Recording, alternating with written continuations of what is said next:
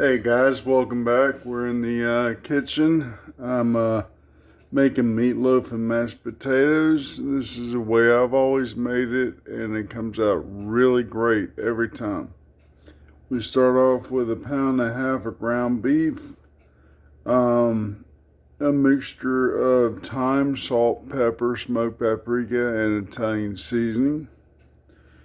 About 1 cup to 1.5 cups of crushed potato chips. This takes place of your panko breadcrumbs and stuff. Worcestershire sauce, I apologize. 1 egg, about 1/4 of an onion chopped, and about 2 tablespoons of garlic mince. We'll go ahead and put all this into the mixing bowl here.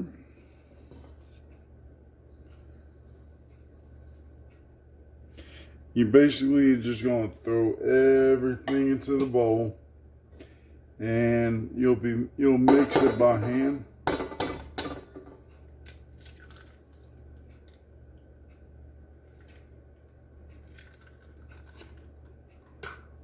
Which I will skip that part of me mixing it up.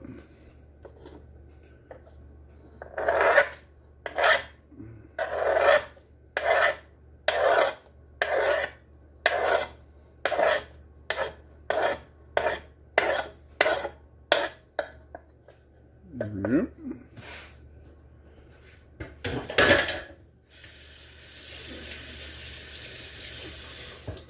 You don't want to add too much Worcestershire sauce because it overpowers. You just kind of want a little bit, maybe a couple dashes.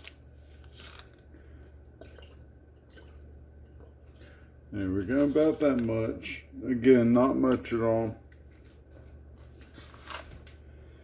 And like I said, not the best way to really mix this up is literally by hand. Let me get my ring off, go ahead and mix this up, and back in a minute. Alright, so I went ahead and mixed it just so I don't ruin the loaf. I just went ahead and made the loaf and transferred to the pan here. I'm waiting on the oven to warm up to about 400, and then I'll drop it down to about 375. And as you notice, I'm putting the loaf in a pan here, and I have it up against the side. That's basically just to help keep it together. Also, the reason why I'm using a pan is because just to make it a one-pan recipe, I'm going to take potatoes and put around it so they all bake together. What I use is red potatoes, and I'll keep them whole. This way, when they come out, I can lift them out pretty easily and put them in a pot. Waiting for them just to cook enough to soften up, and I'll end up mashing them and adding butter and sour cream to them. So we are waiting for the oven to warm up, and we'll be right back. Alright, so the oven is about up to temperature. I'll go ahead and put this in there and leave it in for about 40 minutes or so. I'll pull it out, take the potatoes out, and cover the meatloaf with barbecue sauce. Some people use ketchup. I usually use a sweet barbecue sauce on mine. So let me go ahead and do that, and when I come back, I'll show you how to make the additive for the mashed potatoes. It's like a buttercream sauce. Let me go ahead and throw this in and be right back. Alright, the timer just went off, so we're ready to pull the pan out and get the potatoes off. Let me get my hot glove here.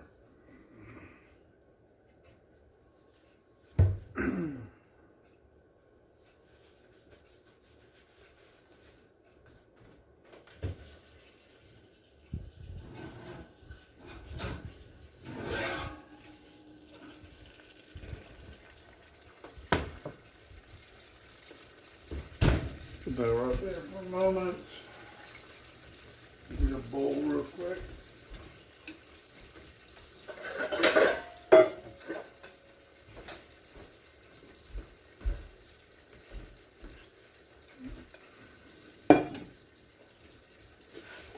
Alright, so we'll go ahead and take these potatoes, put them in here.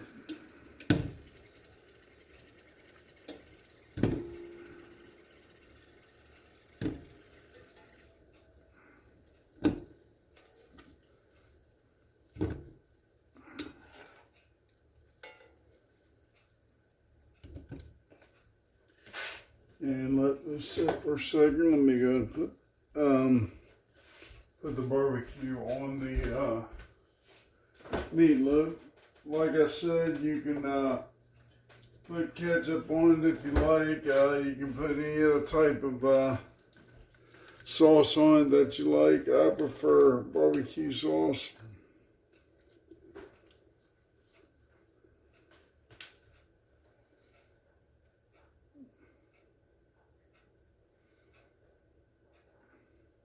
Kind of lather it on pretty good. It'll run down once it gets hotter. It'll end up getting sticky in the oven there when you put it back in for about another 10-15 minutes.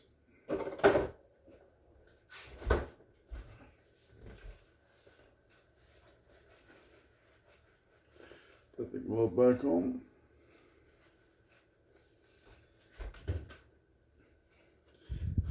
Just back in there.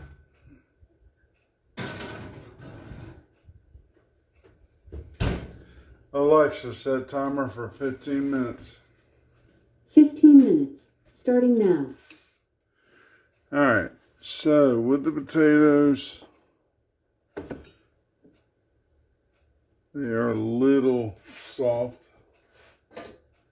You want to go ahead and transfer them to your cutting board and chop them up to smaller pieces. We'll be right back. Alright, you chop up the potatoes enough, about small size. I like to keep the skin in my mashed potatoes. I have this warmed up to just above low there. I'll throw about a half a stick butter in there, give it a chance to melt. Put this on there and let it catch warmth.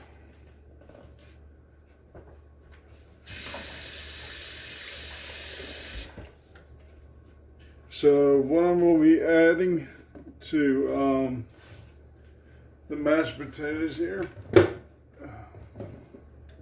slip your fingers, some garlic, cheddar cheese, and sour cream.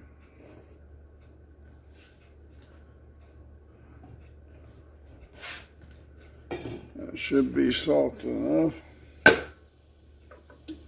We're going to take the fork, hold it like this here, and you'll be mashing down on the potatoes.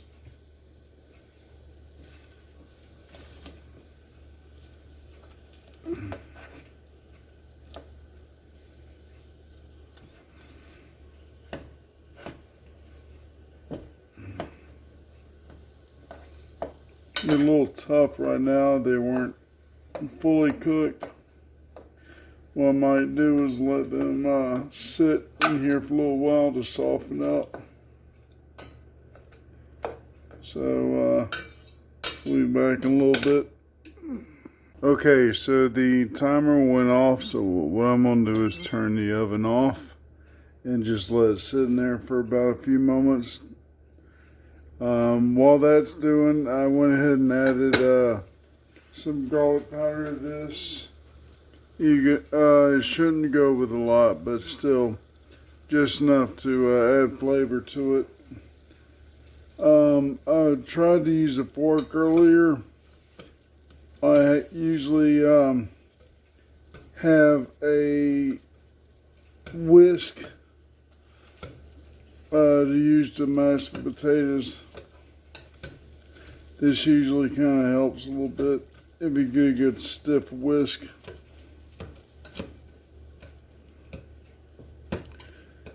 They're still a little stiff, but I do like my mashed potatoes a bit chunky. And as you see, there's still skin left.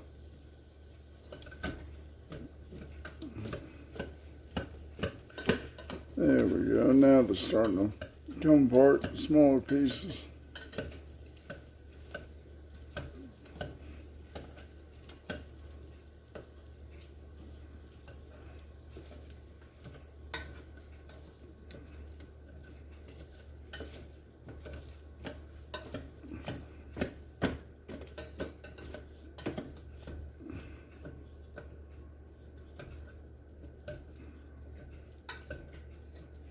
Alright, so let me play with this for a bit, see if I can get it to mash a little bit more. Usually when I cook in the oven first, it ends up softer, but sometimes it doesn't. So I'll have to put it in the pan, let it soften by itself, and then I'll end up mashing it. So I'll be back when the potatoes are willing to cooperate, and we'll see in a minute. So the potatoes are soft now and willing to cooperate a little bit better. I may have put just a little bit too much butter in here because I did put larger than a half a stick in this one. But that's fine.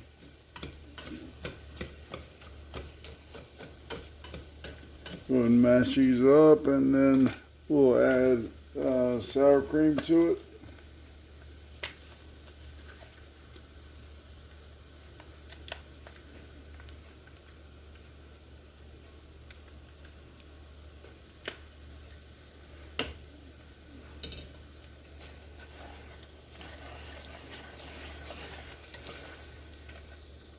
Again, you see some of the larger chunks, you can mash them down. But again, I like my mashed potatoes not really as smooth as most people do. I like mine a little chunky.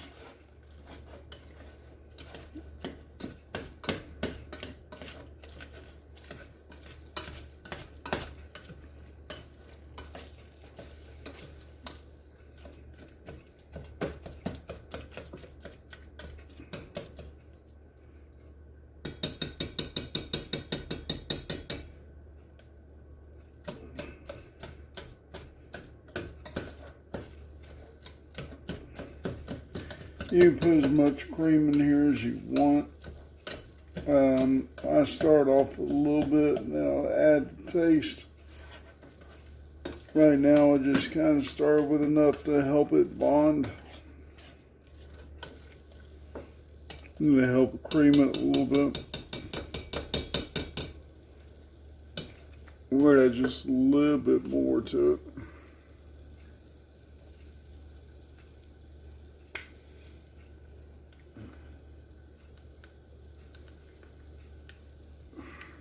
About a quarter of a cup there. So now I'm going to my fork. This will help mix it up better, and plus I don't have to keep beating the lump out of the whisk.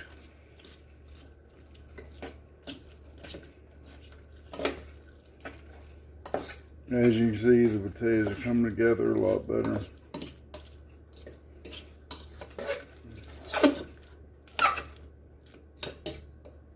Usually I'll add parsley to it as well, but I don't have any parsley. It actually does add a little bit of a flavor. I'll use dry parsley flakes.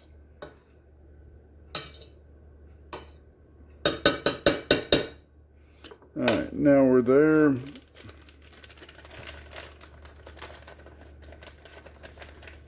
Go ahead and add my cheese to it.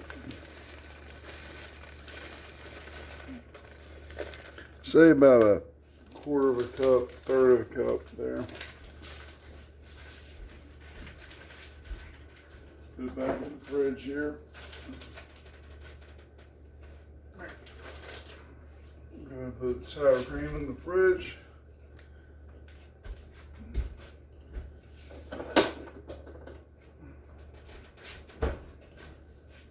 We'll stir this in, and the cheese should start to blend into the potatoes.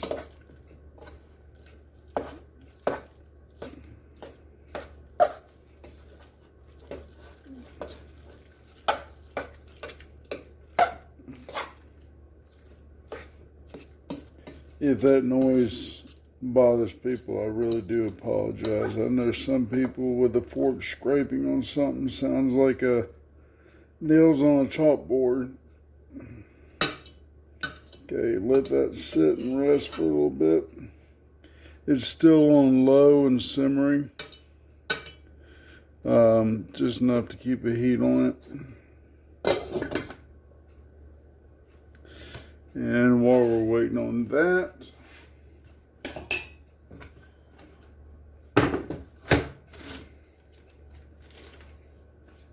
let's go ahead and pull the meatloaf out. There it is.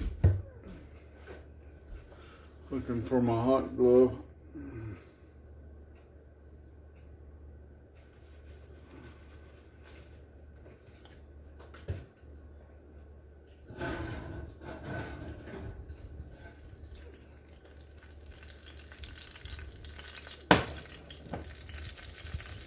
There we go. Now what you want to do is go ahead and get that grease. You want to get a plate or some sort of serving dish to put it on. Let me grab one real quick.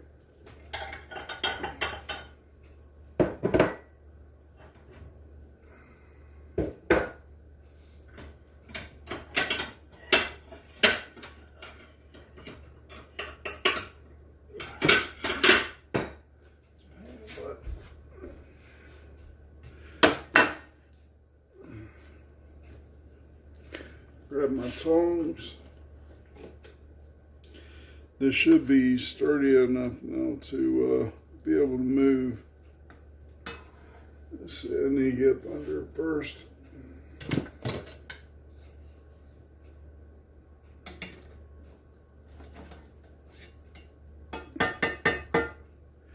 Oh, this is going to be fun. Trying to do this one-handed and the pan wants to slide around on me.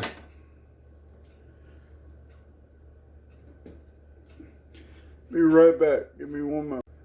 Well, it unfortunately fell apart a little bit. It got stuck to the bottom of the pan, but I was able to scrape it out.